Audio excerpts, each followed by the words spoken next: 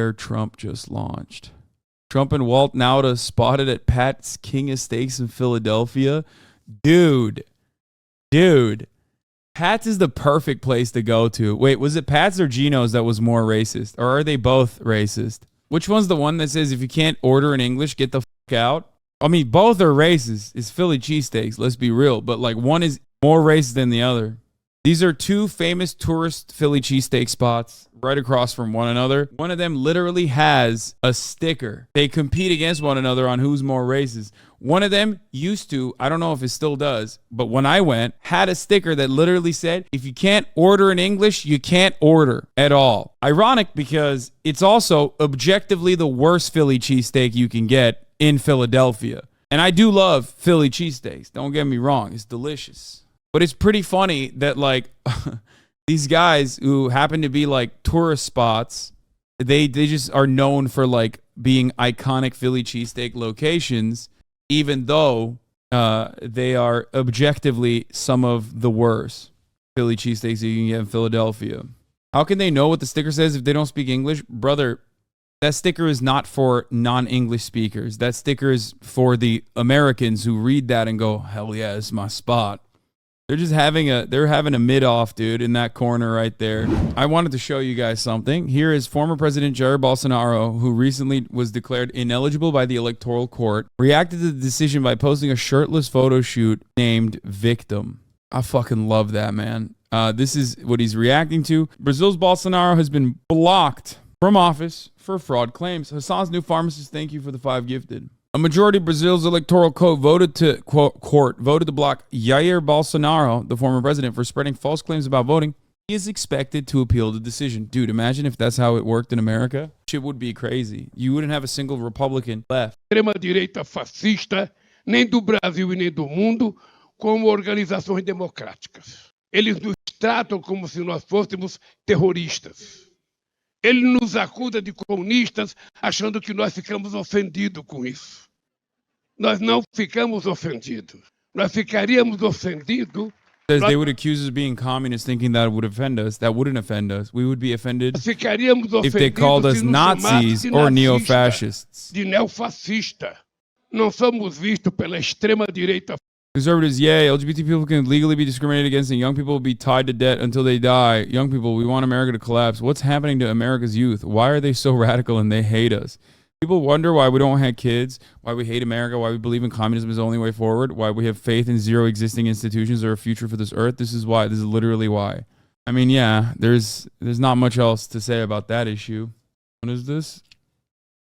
YouTube scammer who made $23 million by false copyright claims nearly sentenced to 6 years in prison.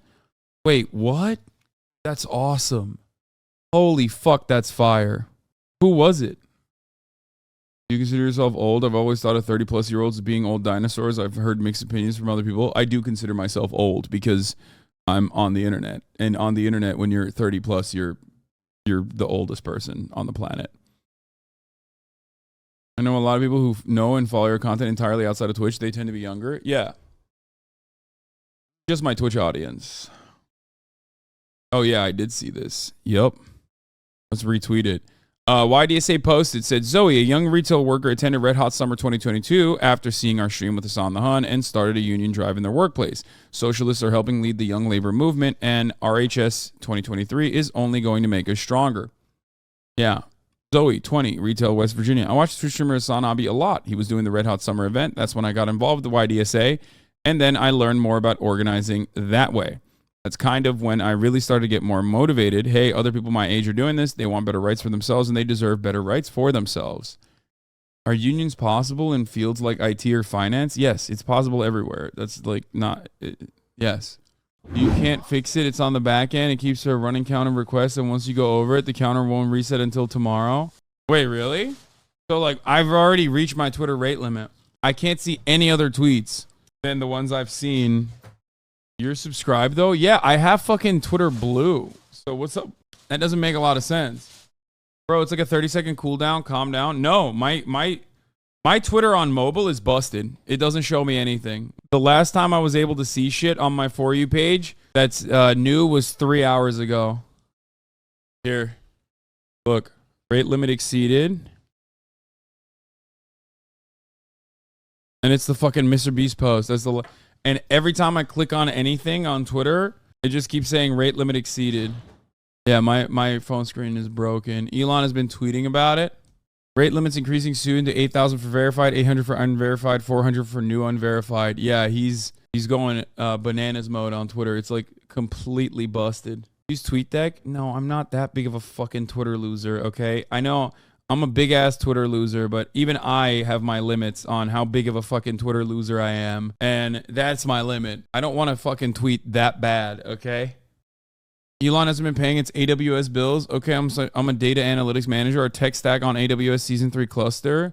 Let me explain to you in plain English. First, dude, I hate this kind of stuff. Let me explain to you how cluster fucking of a major fuck nugget this is. Type tweets are the things I don't want to see with my rate limit, okay? I don't want to use my fucking daily rate limit on another fuck nugget, all right? I hate Twitter threads of people who are like, they're the most Reddit motherfuckers on Twitter, and they write like these long-ass, dumbass fucking tweets where it's like, let me explain how much of a curmudgeon fuck nugget this is, folks. Buckle in. And it's like, no, I don't want to buckle in, okay? You fucking buckle out. Get the fuck out of here. AWS Season 3. Buckle your fuckle, ladies and gents.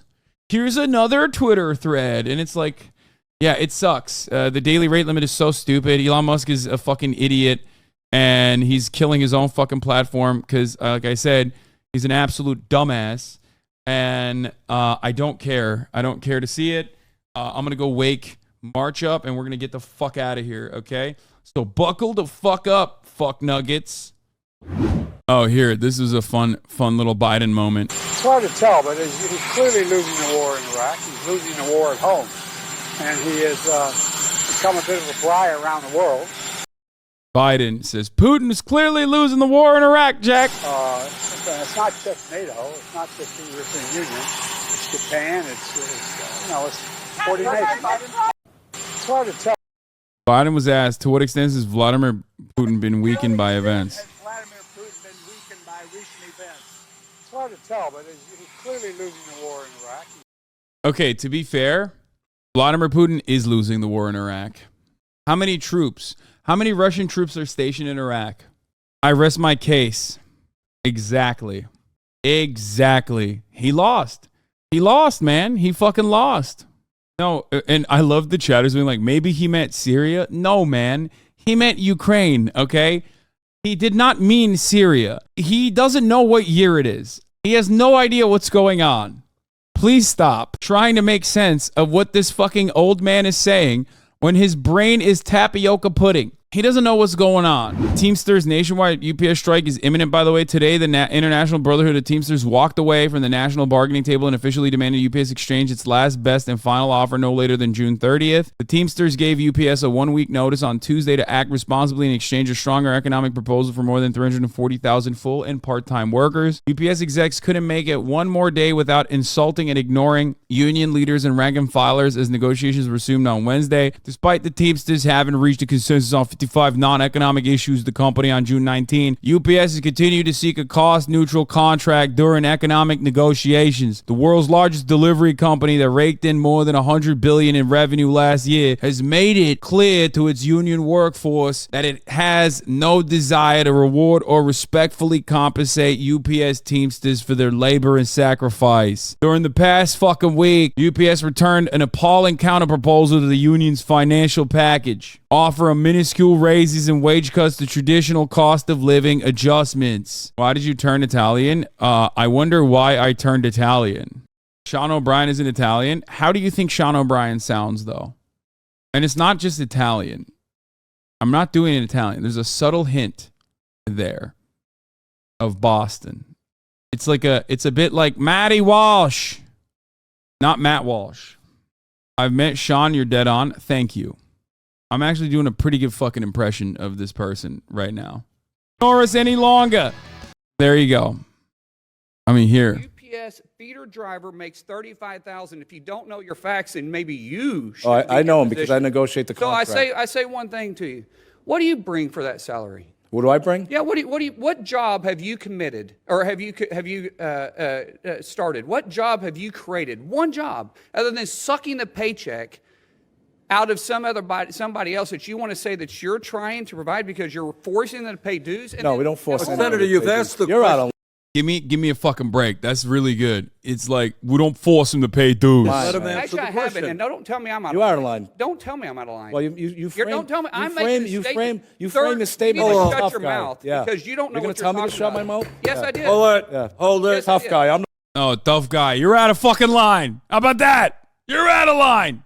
Don't get into a tough guy debate against that accent. I mean, this dude and what he represents, the power he represents almost individually, well, in his elected position, of course, is one of the most powerful positions. He could brick the economy. I think a lot of people don't understand that. I'm not Senator, afraid of physical. Senator, You don't have hold to be, it. but don't sit there and tell me I'm out of line. Senator, you made a statement. You asked the question. I didn't ask a question. You did it. You did. I answered the question. You asked the question about how Well, it much was money. he made. rhetorical. Let him answer. It was a rhetorical Well, question. you may think it's rhetorical. It was Sounded to me rhetorical. like a question. Let him answer the question. I'm not yielding my time to him. So if you're going to let me keep my time, that's fine. He's such a bitch. I'm not yielding my time to him. Remember when I took my daddy's business that I was born into and I was poorer than poor, dirt poor, you know? And then I took that business and I turned it into something, okay? I exploited so many people in Oklahoma. You don't understand. It's my time to talk now. Daddy, let me talk. Daddy, let me talk at the work freeze. My time to talk now, okay? I took Daddy's HVAC business from the mud. You'll have your time. Let him. You ask a question. Bitch. He has So- a right to answer that. As far as my salary goes, if you follow me around, I actually look at this building. I bet you I work more hours than you do. Twice. That's impossible. But No, that's true. Sir, you don't even know what hard work is. You Secondly, wanna follow my schedule, Secondly, I'll do it in a follow. minute. I work more hours than you do. All right, anyway. So, yeah, that's what's going on with the fucking Teamsters. All right. Didn't he also say he was protecting the House of Reps during January 6th, but there's a photo of him behind Secret Service? Yeah, he's a fucking little baby. He's a coward. The pilots also strike when the drivers do. Let me tell you something, okay? The Teamsters is, alongside the UAW, two of the most powerful unions in North America. Teamsters might be the most powerful union in NA. They control all matter of logistics. If they fucking strike, it's Jover. Do you understand? It's so Jover. It's more Jover than it's ever been. It's ridiculous. It's ridiculous to go up against them. Like, they're so powerful that half the reason why the Writers Guild, the Writers Guild has any kind of juice is because of the Teamsters cooperating with them. Because they're so powerful that they can get away with saying, we do not cross picket lines. Other unions do not have that same level of juice. They do not have that same level of control, which is part of the reason why they can't get away with saying stuff like that. They can abide by that principle. Teamsters can abide by that principle and actually follow through on it and refuse to cross picket lines. Absolutely crippling production of any sort that requires trucks. You know what I mean? Whether it be trailer trucks or just trucks that are involved in shipping or UPS trucks. So it would cripple e-commerce. It would cripple a lot. UPS accounts for 2% of all world GDP and 6% of U.S. GDP. Do you think you can get them on the broadcast? Maybe. I could get I could get Lindsay Doherty on the broadcast. I know that. I was talking to her about that, and then I went to Japan and stuff. So, but I'll get back on that. Anheuser-Busch CEO talked about the Bud Light boycotts, but apparently avoided all of it. His company's response and comeback Decades, strategy. Bud Light was America's top-selling beer before being dethroned by Modelo back in May. Now, this came after a boycott of Bud Light and its parent company, Anheuser-Busch, by some consumers. The controversy, I know you've heard all about it, began after trans social media star, that's Dylan Mulvaney, posted a video on Instagram, this was in April, showing the company had sent her personalized Bud Light cans. It was all part of an online promotion. Anheuser-Busch then faced more backlash for its handling of the boycott. Still, the company says it remains the country's #1 brewer, with brands like Budweiser and many craft breweries under its umbrella. Anheuser-Busch U.S. CEO, that's Brendan Whitworth, we're happy to say, joins us at the table live and in color for an exclusive interview. Number one, we're glad to have you here. Many people in It's your position, Modelo Mr. time. Whitworth, would be running for the hills at this point. Because since April, you all have faced a lot of incoming. How and why did it go so off the rails? Because that certainly wasn't your intention when you did one can to one person. It's been a challenging few weeks, and I think the conversation surrounding Bud Light has moved away from beer, and the conversation has become divisive. And Bud Light really doesn't belong there. Bud Light should be all about bringing people together. And there's been impact on the business, and I think that's publicly covered on Bud Light specifically. Yeah, so what was your intention? Take us to the beginning. What was your intention? What were you all trying to do here? And you've done this before, these promotional campaigns. Yeah, it was, just to be clear, it was a gift, and it was one can.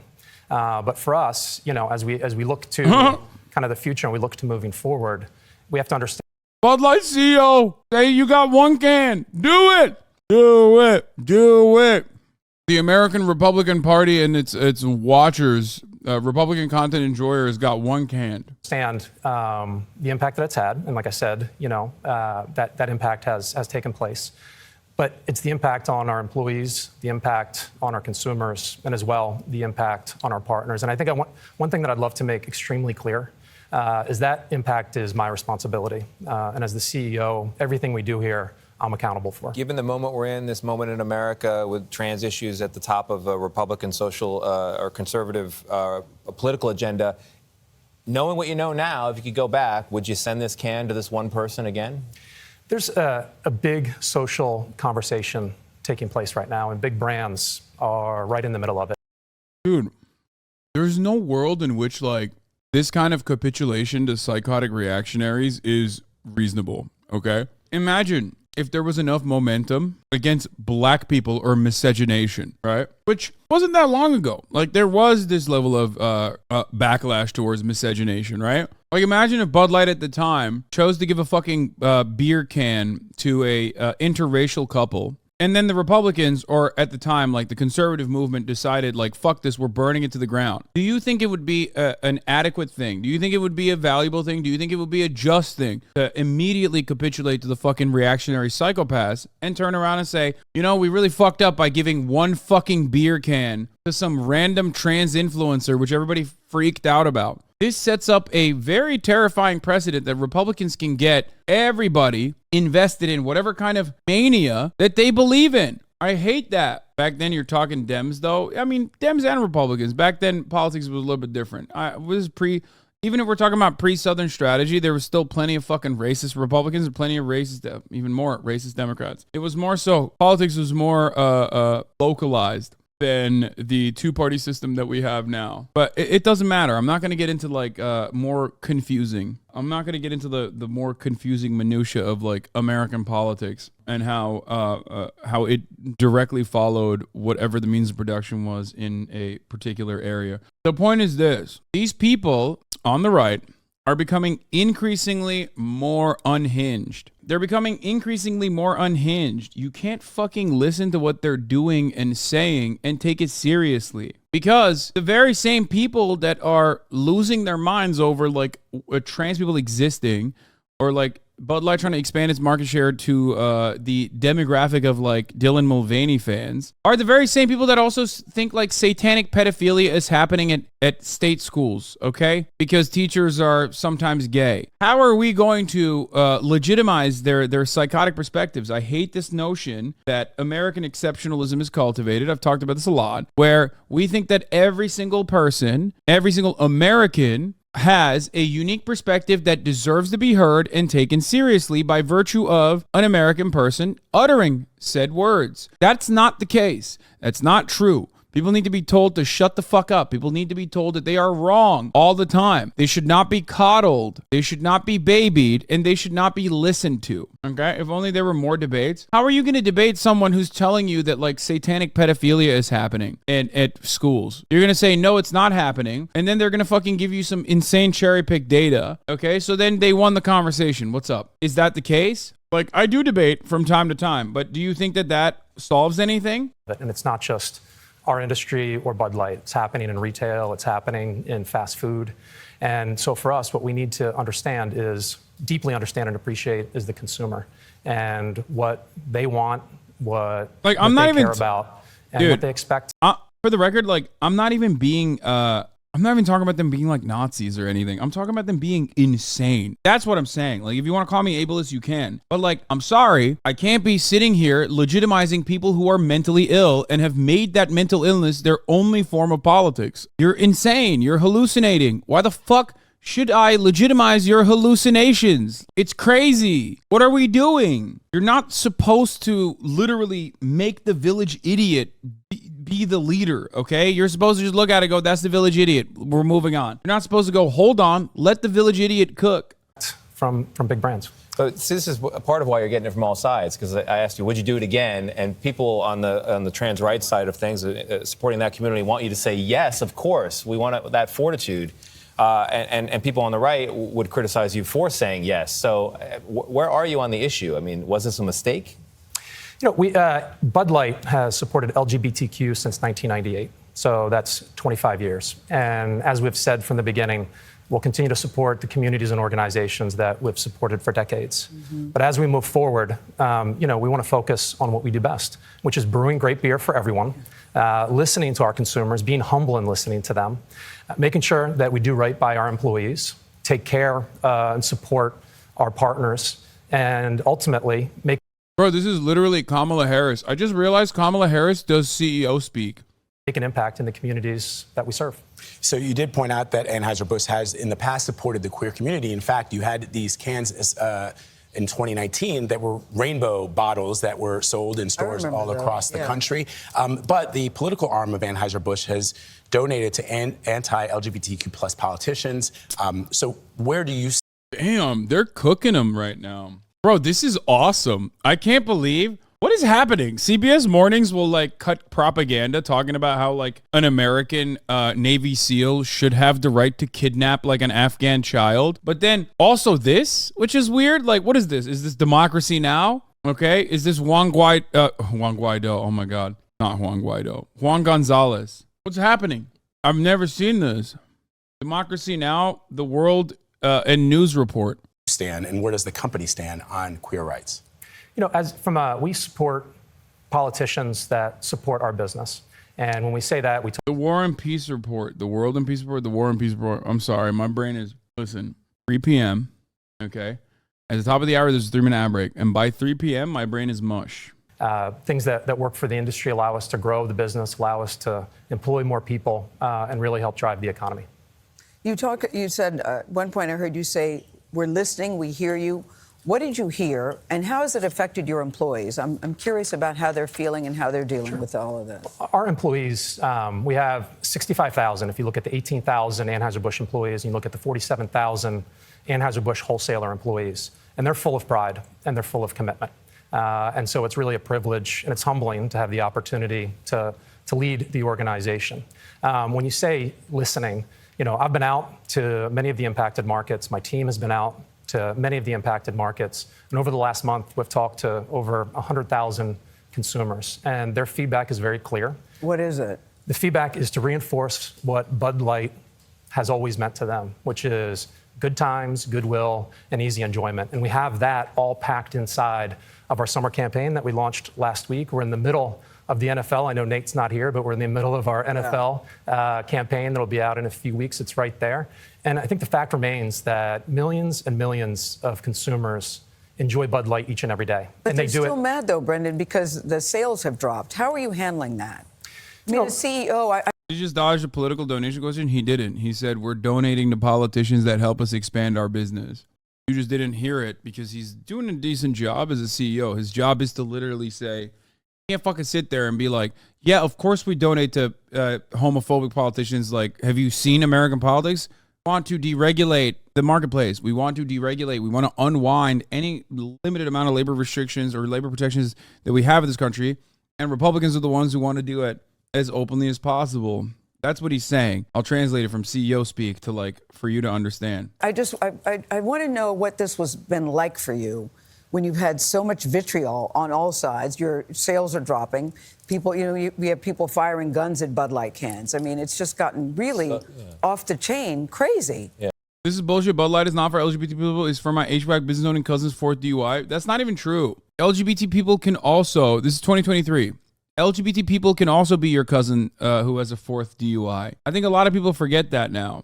Like, that's not how that works. Which is why Bud Light thought, you know, there won't be that much backlash. Nobody really gives a shit. We'll just fucking do some LGBT pro LGBT marketing. Yeah. So how are you grappling with that, handling that?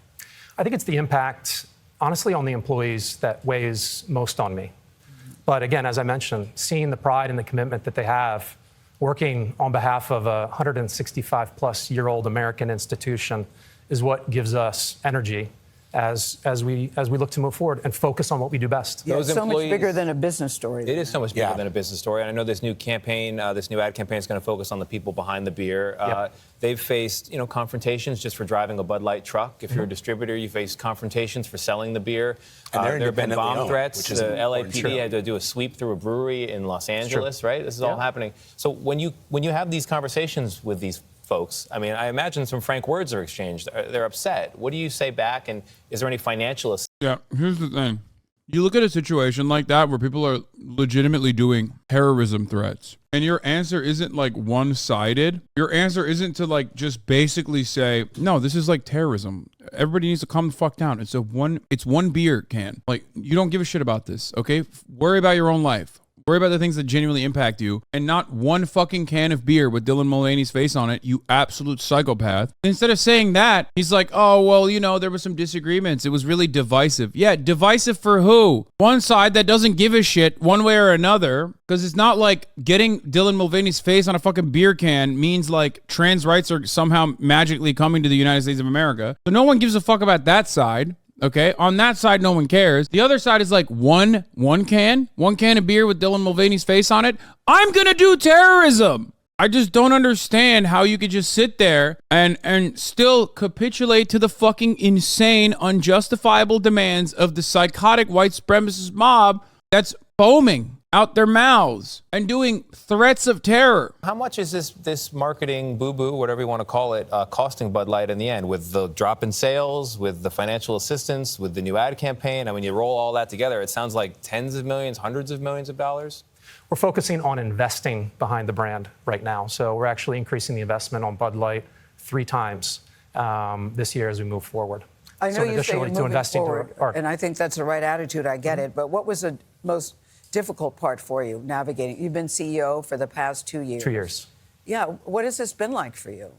It's been, what's weighed on me the most has been, as I mentioned, your employees. The employees. A little more gray in the beard. But you a little more, yes, but I point think it's out been coming that for a couple of years already, even before this. Brendan, we should point out that you're a former United States Marine, and you were also at the Central Intelligence Agency, the CIA. Correct. So you know a little bit about stress, just a tiny bit. Just a little bit. How did you go from the CIA to Anheuser-Busch? You know, I thought the highest calling that anybody can have is serving the country.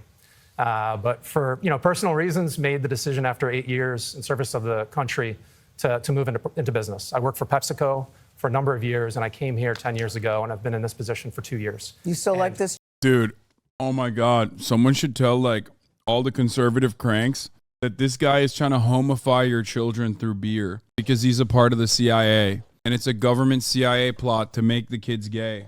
Dude, that's fire.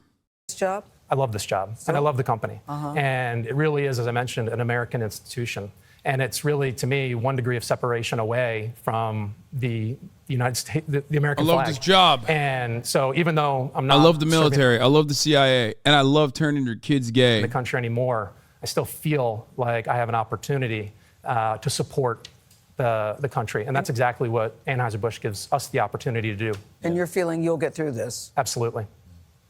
People still like beer. They like it a lot. Yeah. People love beer, and I think we're on the doorsteps of People love Bud Light. We're on the doorsteps of July 4th weekend. Yeah. That's right. It was an absolutely fantastic weekend for beer, where we see it right. take its place into moments that matter to all of our consumers. All right. God, he's such a fucking CEO, dude. What, in your view, made this decentralized boycott work? Mental illness. I mean, also, like, people are talking about it like they fucking got destroyed, but like the hilarious part about it is that the beer brand that has overtaken Bud Light is still an AB InBev beer brand. This decentralized boycott didn't work. Terrorism did. Yeah, also they kind of did that too. But It wasn't just like boycott led by a couple random people on Twitter. I mean, this was like the entire right-wing infrastructure, including politicians that got involved with it. Like Dan Crenshaw, Ted Cruz, like actual Republican politicians were like immediately like, we got to boycott Bud Light. You know what I mean? It was fucking psychotic. Toxic gossip train. I'm on the toxic gossips train. Twitter's Joe for real fuck being an artist for a living. Manipulation station in the toxic Have you seen gossip this? train. Yeah, of course I've seen it. What do you think? What do you think? How do you think? Oh, the No. what? This. Oh, you look great.